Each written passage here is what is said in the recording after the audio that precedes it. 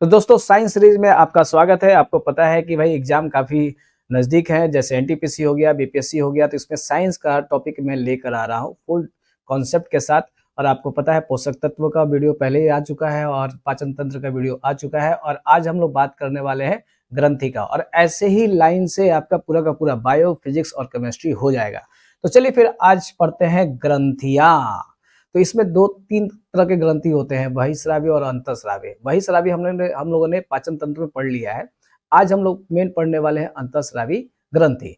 तो पहले चलते हैं क्या कि देखिए कोशिका, कोशिका यानी हमारे शरीर में छोटी इकाई जो होती है कोशिका होती है, और कोशिकाओं के समूह को हम लोग उत्तक कहते हैं। यानी मान लेते हैं कि कोशिका है और बहुत सारे समूह बना लेते हैं, तो एक उत्तक कहते हैं उसे, ठीक। और यही उत्तक मिलकर अंग बनाते हैं, ठीक। तो यहाँ पे क्या है, कोशिका मिलकर उत्तक बनाया और उत्तक मिलकर अंग बनाया। क्लियर है। तो यहाँ पे कहते हैं कुछ उत्तक जो होते हैं यानी विशेष अंग प्रकार के रसायन स्रावित करते हैं, आपका एंजाइम, हार्मोन इत्यादि का निर्माण करते हैं। और इसे ही यानी इस तरह के अंग को हम लोग क्या कहते हैं, ग्रंथि कहते हैं, ठीक ना। इस तरह के अंग को हम लोग ग्रंथि कहते हैं। तो अब आते हैं कि ग्रंथि का काम क्या है। तो ग्रंथि शरीर के विभिन्न क्रियाओं को नियंत्रित करने हेतु हार्मोन और एंजाइम्स बनाती है। जैसे आपने देखा होगा कि क्वेश्चन आता है आपको कि हार्मोन हार्मोन किस चीज का बना होता है, एंजाइम किस चीज का बना होता है, तो मोस्टली इसका जवाब तो होता है प्रोटीन।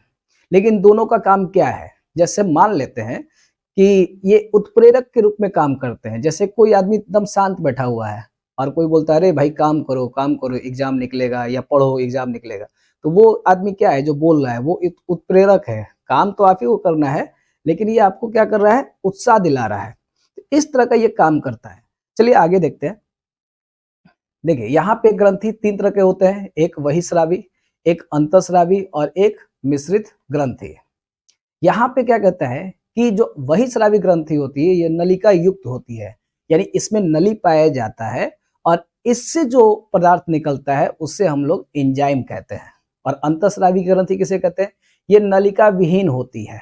अगर मान लेते हैं कि कोई ग्रंथि है और उसमें नली है नहीं, और उससे निकलता है आपको क्या, हार्मोन। तो ये नली है नहीं और हार्मोन स्रावित हो रहा है, तो वो हार्मोन कहाँ जाएगा, तो वो सीधे रक्त में मिलता है, और रक्त के माध्यम से शरीर के विभिन्न अंगों में पहुंचता है और उसका प्रभाव देखने को मिलता है आपको।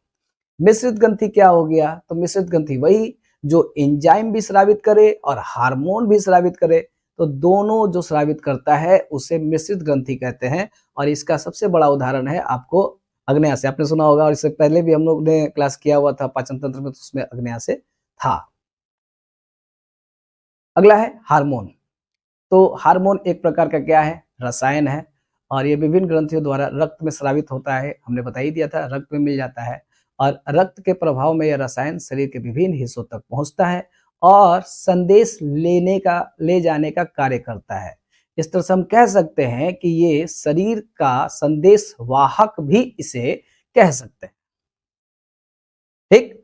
अब यहाँ पे हार्मोन करता क्या है, तो शरीर के विकास में ये काम करता है, उपापचय में ये काम करता है, प्रजनन में ये इसका काम है, क्रिया करता है, या गुस्सा आना, घबराहट होना, प्यार आना इत्यादि सब हार्मोन की वजह से होता है। कभी कभी आप देखते हैं ना कि थोड़ा में हार्मोन का बहुत कमी है भाई, इसलिए थोड़ा दिमाग काम नहीं कर रहा है, तो ये हार्मोन इसी का काम करता है उत्प्रेरक रूप में। सबसे पहला खोजा गया हार्मोन कौन सा है, तो सिक्रेटिन। अब यहाँ पे हार्मोन शब्द की उत्पत्ति किससे हुई है, तो ग्रीक शब्द से हुई है। इसका अर्थ ही होता है मैं उत्तेजित करता हूं, ठीक ना, उत्तेजित करता हूं। और ये शरीर के विभिन्न हिस्सों को उत्प्रेरित करता है, और ये अंतःस्रावी ग्रंथि में निर्माण होता है, और ये सीधे रक्त में मिलता है, ये पहले ही बता चुके थे। अब बात कर रहे हैं, ये जो आप पीडीएफ देख रहे हैं ये आपको मिलेगा ऐप पे, और आप ऐप पे जाकर आप इसे, इसका लिंक मैंने डिस्क्रिप्शन में दिया हुआ है, और वहाँ पे टेस्ट होगा।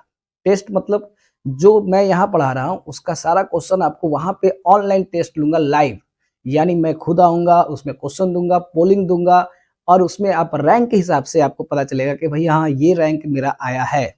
तो इसका ये फायदा होगा कि आपको ये नोट्स भी मिल जाएगा, पढ़ा तो रहा हूँ मैं यहाँ पे, और वहाँ टेस्ट दे दीजिएगा। तो रोज एक लेसन बताया जाएगा और टेस्ट होगा, तो इसे जल्दी से जल्दी ज्वाइन कर लीजिए। यहाँ पे एक और चीज भी है, बिहार स्पेशल क्लास चल रहा है बीपीएससी को देखते हुए। इसमें ज्योग्राफी, हिस्ट्री और बिहार करेंट अफेयर, और ये मात्र 299 रुपए का है। तो बिहार जीके के लिए आपको बहुत अच्छा रहेगा। लाइव चलता है रात को 9 बजे ऐप पे ही, तो इसका भी लिंक मैंने डिस्क्रिप्शन में दे दिया है। हाँ, तो इंजाइम क्या है? देखिए, इंजाइम जस्ट लाइक हार्मोन के जैसा है, वो भी उत्प्रेरक का काम करता है, ये भी उत्प्रेरक का काम करता है, लेकिन ये भोजन को पचाने में काम करता है।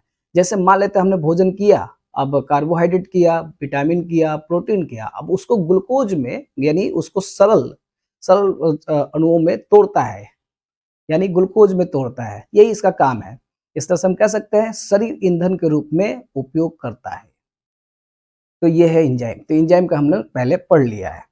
अब आते हैं कि यहाँ पे देखिए वही स्रावी ग्रंथि में, जैसे कि आंसू ग्रंथि है, जैसे आंसू निकलता है, लार ग्रंथि है, जिससे लार निकलता है, सिबम सिबम ग्रंथि, इससे तेल निकलता है, श्वेत ग्रंथि पसीना निकलता है, दूध ग्रंथि दूध निकलता है। अब यहाँ पे बात करेंगे अंतःस्रावी ग्रंथि में। तो अंतःस्रावी ग्रंथि बहुत सारे हैं, जैसे कि पीयूष ग्रंथि, थायराइड ग्रंथि, थाइमस ग्रंथि, पीनियल ग्रंथि, एड्रिनल ग्रंथि, और आपका एक आता है पैराथायराइड ग्रंथि। तो इन्हीं ग्रंथियों को बारे में बारी बारी से हम लोग पढ़ेंगे। तो पहला नंबर आता है पीयूष ग्रंथि का। तो देखिए, इसे तो भाई मास्टर ग्रंथि कहते हैं, ठीक ना, मास्टर ग्रंथि कहते हैं, क्योंकि यह अन्य सभी ग्रंथियों के कार्यों को नियमित करता है। यानी शरीर का विकास उकास अगर होना तो ये बहुत ज्यादा काम करता है। आगे आते हैं, ये मस्तिष्क के आधार में स्थित होता है। ये मस्तिष्क देख रहे हैं, और मस्तिष्क में एक अंग पाया जाता है हाइपोथैलेमस। हाइपोथैलेमस के जस्ट नीचे ही पीयूष ग्रंथि रहता है, यानी दोनों भाई ये है, दोनों जुड़ा हुआ है वहां पे। तो हाइपोथैलेमस के जस्ट नीचे छोटा सा एक आपको पाया जाता है पीयूष ग्रंथि, या एस्केनाइड एस्केनाइड हड्डी जो है, ये आपको बोलते हैं एस्केनाइड हड्डी, और यह कर्सिका कर्सिका एक गड्ढा होता है, उसी में ये पाया जाता है। देखो, मटर के दाने के समान होता है, इसका वजन 0.6 ग्राम होता है। ये मानव शरीर का सबसे छोटी अंतःस्रावी ग्रंथि है, लेकिन यहाँ पे दूसरी इसलिए लिखा हुआ है कि एक आपको पीनियल, आपने नाम सुना होगा पीनियल ग्रंथि, वो सबसे छोटी है, लेकिन आपको बहुत सारी किताबों में यही आपको सबसे छोटी ग्रंथि मिलेगा। अगला बात करते हैं कि जैसे स्वभाव, स्वास्थ्य वृद्धि, लैंगिक विकास, इस सब इत्यादि का नियंत्रण करता है या प्रेरित करता है। अब इससे बहुत सारे हार्मोन निकलते हैं, जिसमें से कुछ हार्मोन आपको याद करने होंगे। जैसे कि इसका सबसे फेमस जो हार्मोन है वो है एसटीएच, यानी वृद्धि हार्मोन के नाम से जाना जाता है। अब ये वृद्धि बोले तो शरीर का विकास, यानी शरीर की वृद्धि करने का कार्य किसका है? तो एसटीएच का। अगर एसटीएच कभी अधिक हो जाए, तो ये देख रहे हैं लंबाई, एसटीएच अगर आपका अधिक हो जाए तो बहुत लंबे हो जाएंगे, और आपका पूरा भीमकाय रूप हो जाएगा, यानी भीम के जैसा आपका रूप हो जाएगा। इसे एक्रोमेगली के नाम से भी जाना जाता है। यानी अगर आप बहुत लंबे चौड़े हो गए तो समझ लीजिए आपको बीमारी है, और वो आपका एसटीएच बहुत अधिक हो गया है। अगर आपका हाइट बहुत कम है, यानी बौनापन आ जाता है, यानी एसटीएच की अगर कमी हो तो मनुष्य में बौनापन आता है। उसी तरह से बहुत सारे हार्मोन हैं। यहाँ पे देखिए, कुछ ऐसे हार्मोन हैं जो दूसरे हार्मोन को निकालने के लिए प्रेरित करते हैं कि भैया आप बहुत शांत है, जल्दी जल्दी निकलिए। जैसे यहाँ पे देखिए टीएसएच, अब ये क्या करता है? थायराइड ग्रंथि से हार्मोन स्रावित करने के लिए प्रेरित करता है। मतलब इसका काम यही है कि भाई आप हार्मोन निकालिए, हम तो आ ही रहे हैं, अभी आइए। नेक्स्ट है जीटीएच, ये क्या करता है? जनन अंगों के कार्यों को नियंत्रित करता है, और ये भी दो प्रकार के हैं। एक एफएसएच, जो वृषक होते हैं, यानी जो आपको यानी पुरुष होते हैं, उनके शुक्राणु को नियंत्रित करता है। और एक है एलएच, ये मतलब ये सब नर और मादा हार्मोन के स्रावित करने के लिए मतलब प्रेरित करता है। यहाँ पे एलटीएच है, ये दूधजनक हार्मोन है। यहाँ एडीएच है, ये आपका छोटी छोटी रक्त धमनियों का संकीर्ण करता है। यहाँ सबसे ज्यादा वीवीआई ये है ऑक्सीटोसिन, ये हार्मोन बहुत ज्यादा एग्जाम में आ रहा है। तो जैसे ये क्वेश्चन ज्यादा पूछता है, प्रसव पीड़ा के लिए उत्तरदायी, ठीक, दूध का निकासन, तो यहाँ पे ये इसके लिए उत्तरदायी है ऑक्सीटोसिन, हार्मोन नाम है इसका, ये याद कर लीजिएगा, मोस्ट वीवीआई। और एक और बात है, इसे लव हार्मोन के नाम से भी जाना जाता है, लव हार्मोन के नाम से भी जाना जाता है। यह शिशु जन्म के बाद गर्भाशय को समान दशा में लाता है, इसीलिए मोस्ट फेमस है। चलिए अगला आते हैं हाइपोथैलेमस। एक्चुअली हाइपोथैलेमस जो है ना मस्तिष्क का पार्ट है, मस्तिष्क का पार्ट है, लेकिन ये यहाँ पे हाइपोथैलेमस है और यहीं पे पीयूष ग्रंथि है। तो हमने कहा था ना कि पीयूष ग्रंथि को कार्य देता है, कौन देता है, तो हाइपोथैलेमस। यहाँ पे देखिए शरीर में कई आवश्यक कार्यों की भूमिका निभाता है, जैसे कि तापमान, प्यास, भूख, ये सब का नियंत्रण करता है हाइपोथैलेमस। अब ये न्यूरो हार्मोन स्रावित करता है जो पीयूष ग्रंथि पर कार्य करता है, समझे। तो ये निकलता है और पीयूष ग्रंथि पे काम करता है। तो पीयूष ग्रंथि इसी के आदेशों पे कार्य करती है, इसीलिए हाइपोथैलेमस को सुपर मास्टर ग्रंथि के नाम से जाना जाता है। अब नेक्स्ट पीनियल ग्रंथि है। पीनियल ग्रंथि, अब ये शरीर की सबसे छोटी ग्रंथि है, इसकी लंबाई 5-8 mm होती है और ये अग्र मस्तिष्क के ऊपरी भाग में स्थित है। यानी ये दो जो देख रहे हैं यहाँ पे अग्र मस्तिष्क के ऊपरी भाग, मस्तिष्क में आपको 3 हो गए। तो यहाँ पे आते हैं कि इसे क्या कहते हैं, इसे मस्तिष्क की तीसरी आंख कहा जाता है। यह देखिए यहाँ जो जो पॉइंट दिख रहा है ना ये बहुत खास है, इसे मस्तिष्क की तीसरी आंख कहते हैं। अब ये हार्मोन प्रकाश द्वारा प्रभावित होता है। अब कैसे भाई, अगर कम प्रकाश होता है तो इसका स्राव अधिक होगा, यानी कम प्रकाश में ये अधिक निकलता है और तीव्र प्रकाश में ये कम स्रावित होता है। इसे नींद का हार्मोन भी कहते हैं। ओहो, यानी यही हार्मोन सभी छात्रों में अधिक होता है जिससे नींद बहुत ज्यादा आता है। यह शरीर की दैनिक क्रियाएं जैसे सोना, जगना, महिलाओं में मासिक चक्र का निर्धारण, ये इसी से होता है, इसीलिए इसे शरीर की जैविक घड़ी कहा जाता है। नेक्स्ट है थायराइड ग्रंथि। ये बहुत फेमस है, ये जो आप गला देख रहे हैं यहाँ पे, गला में ये आगे की ओर होता है ये, और ये देखिए आकार भी आपको दिख रहा है एच टाइप का ना। तो ये थायराइड ग्रंथि यानी स्वास्थ्य नली के दोनों ओर होता है और आकृति कैसी होती है, एच होती है। और ये मानव शरीर की सबसे बड़ी अंतःस्रावी ग्रंथि है। एक बात मैं बता दूं, अगर आपको बोले ना मानव शरीर की सबसे बड़ी ग्रंथि कौन सी है तो आप कहिएगा यकृत, है ना। और अगर आपसे बोले कि सबसे बड़ी अंतःस्रावी ग्रंथि कौन सी है तो आप क्या बोलिएगा, थायराइड। अब इससे भी हार्मोन स्रावित होता है जिसको हम लोग बोलते हैं कौन सा, थायरॉक्सिन हार्मोन। अब ये थायरॉक्सिन बना किस चीज का है, तो आयोडीन का। अब थायरॉक्सिन का काम क्या है, तो जैसे कि श्वसन की गति को तीव्र करना, हड्डी, बाल या शरीर का संतुलन बनाए रखना या शारीरिक विकास, ये सभी चीज के लिए अनिवार्य है। अब पीयूष ग्रंथि के हार्मोन के साथ मिलकर ये शरीर में जल संतुलन का नियंत्रण भी करता है और शरीर में आयोडीन की मात्रा का भी निर्धारण करता है, क्योंकि आयोडीन का बना हुआ है ये। तो ये इसके बहुत सारे काम है। एक तो और भी आता है, शरीर के धड़कन का भी नियंत्रण ये करता है। तो अगर मान लेते हैं कि थायरॉक्सिन की कमी हो जाए तब कौन सा रोग होगा, तब ये रोग होगा आपका जड़ मानवता। जैसे आयोडीन की कमी से होता है और शारीरिक विकास नहीं होता है, मानसिक विकास नहीं होता है, रुक जाता है, इसे ही जड़ मानवता कहते हैं। और एक आप जो देख रहे हैं घेघा रोग, ये भी आयोडीन की कमी से होता है। और इसमें ये देख रहे हैं ना ये वाला पार्ट, ये जो है थायराइड ग्रंथि ही है जो फूल जाता है, ठीक ना, जिसका आकार बहुत बढ़ जाता है। तो ऐसे ही रहेगा, फूला हुआ रहेगा गले में, तो इसे बोलते हैं घेघा रोग। और एक चीज और, एक और रोग है मिक्सीडीमा रोग, है ना, मिक्सीडीमा रोग, ये भी एक कमी से एक रोग होता है। जड़ माना होता है, घेघा, मिक्सीडीमा, इस तरह के रोग होते हैं थायरॉक्सिन की कमी से। अब आता है पैराथायराइड। अब देखते हैं कि थायराइड ग्रंथि ये आगे स्वास्थ्य नली में रहता है, एच आकार का, सेम जस्ट उसके पीछे ही, ठीक उसके पीछे एक पैराथायराइड आता है, यानी थायराइड का भाई पैराथायराइड। अब इसका काम क्या है, इसका काम है जो रक्त में कैल्शियम की मात्रा को नियंत्रित करना। नियंत्रित करना। अब कैसे? इससे दो हार्मोन निकलते हैं, पहला है पैराथायराइड और दूसरा है कैल्सीटोनिन। अब देखिए, जब रक्त में कैल्शियम की मात्रा में कमी हो जाए तब पैराथायराइड हार्मोन स्रावित होता है कि भाई काहे कम हुए, बराबर करो बराबर करो। और अगर मान लेते हैं कि रक्त में कैल्शियम की मात्रा अधिक हो जाए, मतलब अधिक हो जाए, कैल्शियम की मात्रा अधिक हो जाए, तब कौन निकलेगा? कैल्सीटोनिन। समझ में आया? रक्त में कैल्शियम की मात्रा कम हो जाए तो पैराथायराइड, और अगर रक्त में कैल्शियम की मात्रा अधिक हो जाए तो कैल्सीटोनिन। तो दोनों निकलता है। तो हम कह सकते हैं कि पैराथायराइड ग्रंथि निकलने वाले हार्मोन जो होते हैं वो रक्त की मात्रा को क्या करते हैं? नियंत्रित करते हैं।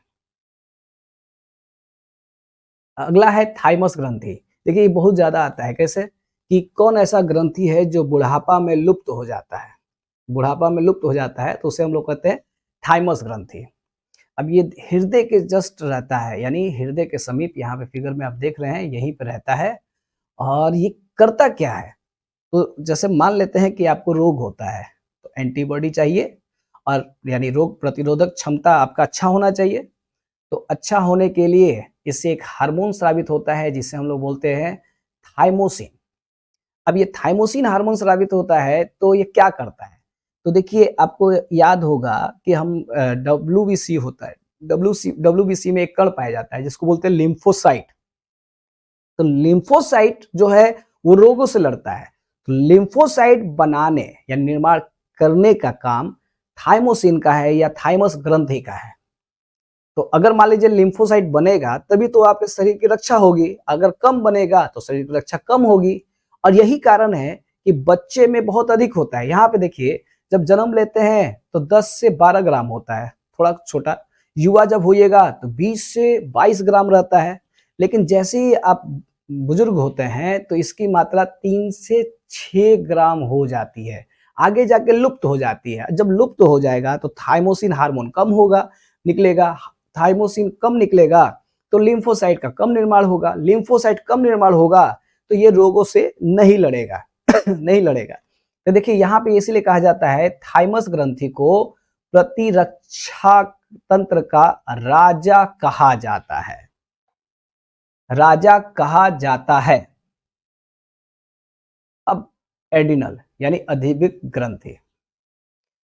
अब यहाँ किडनी है, किडनी, और किडनी के ऊपर, जस्ट ऊपर में ही यहाँ पे आपको पाया जाता है एड्रिनल ग्रंथि।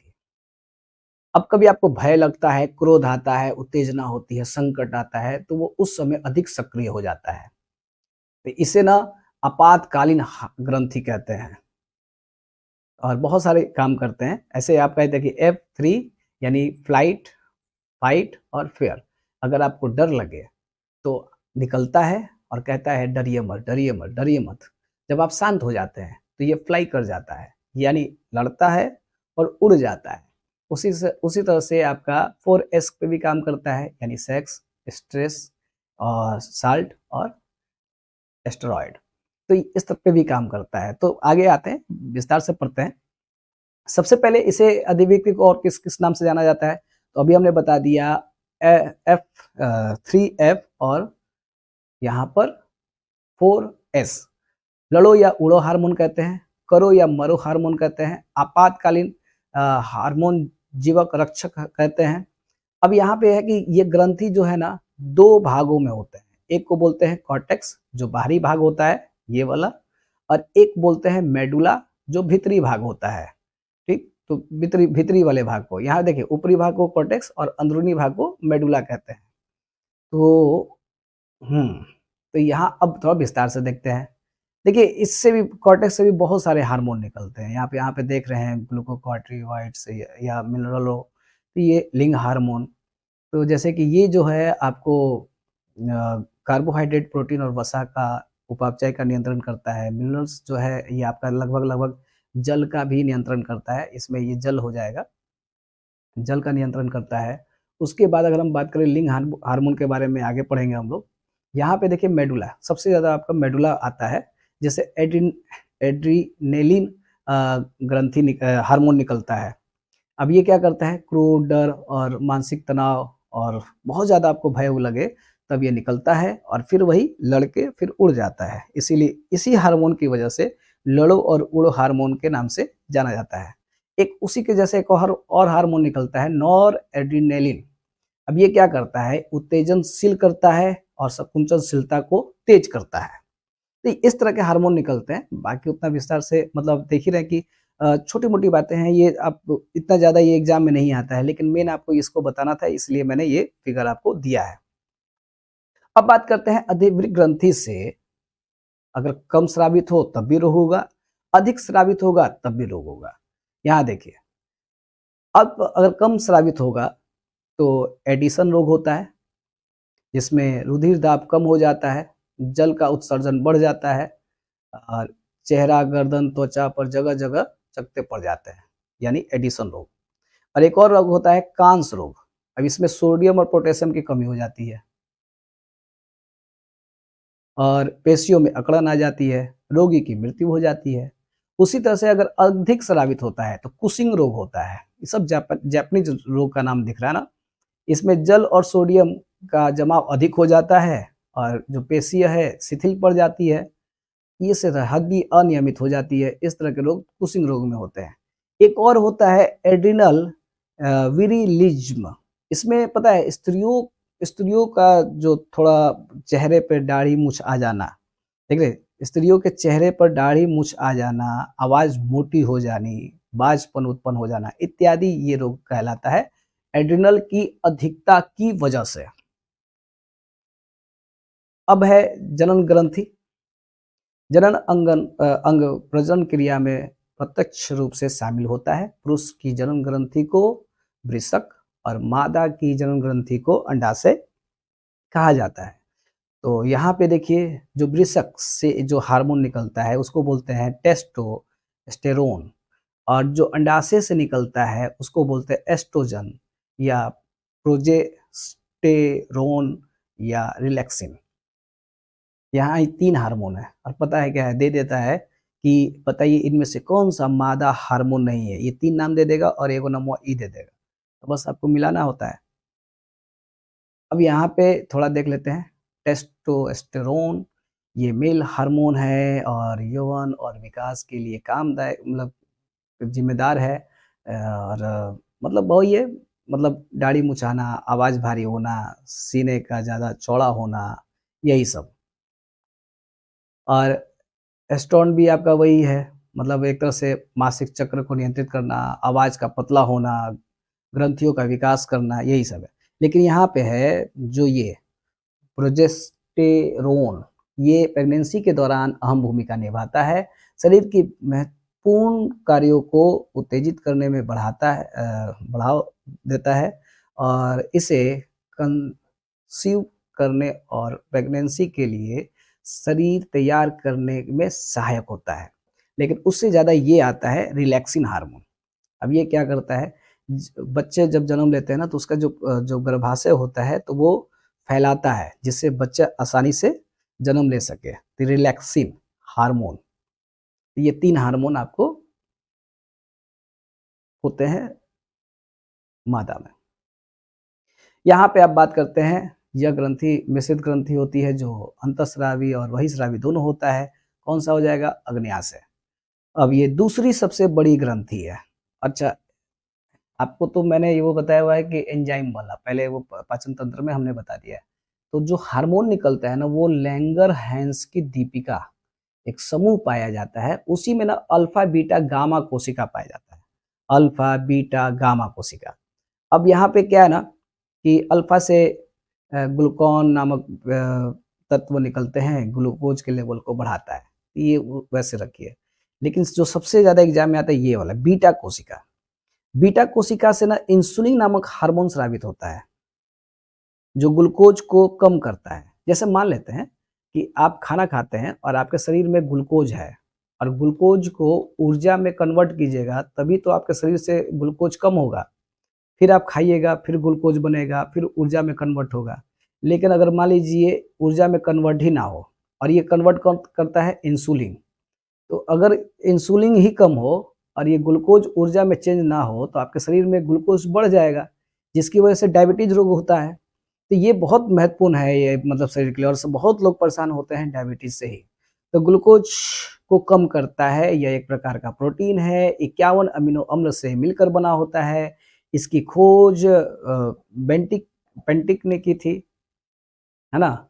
और यहाँ पे हम कह सकते हैं कि इंसुलिन की कमी से डायबिटीज होता है और अधिकता से हाइपोग्लासीमिया रोग होता है। और गामा भी आपका वही है, ये भोजन ग्रहण करके ऊर्जा का निर्माण करता है। तो ये लगभग आपका क्या हो गया,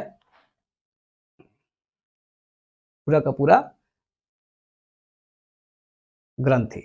अब वहाँ पे वही है कि अगर ये टेस्ट और पीडीएफ चाहिए, इसका टेस्ट चाहिए ऑनलाइन और लाइव में बोले तो सामने जैसे आकर पढ़ाकर, वैसे अगर टेस्ट चाहिए तो आप 99 रुपये का ज्वाइन कर सकते हैं। और इसमें टॉपिक बाई टॉपिक टेस्ट होंगे, बताए जाएंगे, लाइव टेस्ट लिए जाएंगे, पोल लिए जाएंगे, रैंक भी होगा। और यहाँ पे आप जो देख रहे हैं 3 बिहार स्पेशल क्लास चल रहा है 299 रुपये का। ये रात को 9 बजे लाइव चल रहा है ऐप पे, और इसका लिंक मैंने डिस्क्रिप्शन में दिया हुआ है। और ऐसे ही जुड़े रहिए, लगातार मैं आपको ये क्लास ले रहा हूँ और ये साइंस के जितने भी टॉपिक है वो आपको मिलते रहेंगे। चलिए फिर मिलते हैं नेक्स्ट वीडियो में, आज के लिए करते हैं जय हिंद, बाय बाय।